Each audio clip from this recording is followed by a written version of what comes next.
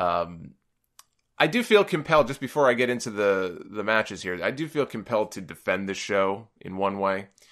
I want to defend this show from the people I see on my timeline arguing that it was just a waste of time. This was nothing more than a glorified house show. I've seen that sentiment a lot on social media. It's one thing to call it a glorified house show. You can do that. I think that's a fair opinion to have.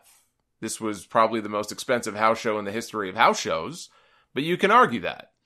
But to be so upset about it, I'm wondering if these are the same people who pissed and moaned when they found out that Starrcade last November wasn't airing on the network. And believe me, there were a lot of people very upset. How could they not be airing Starrcade on the network? This is exactly what they have the network for. How come we can't see it? This is not fair. I will bet you at least some of those people at the time were making that argument about Starrcade. Maybe not everybody, but a lot of those people I bet were.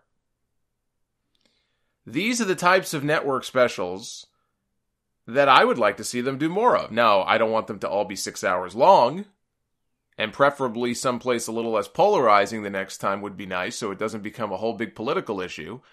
But taping from unique locations in front of new fans, maybe even some shows at smaller venues, that's something I've long wanted them to be doing more of, ever since the network was first launched.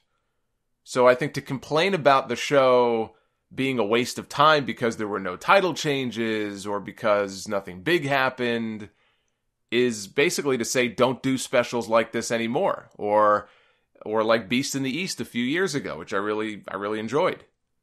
I want to see them do more of that, not less.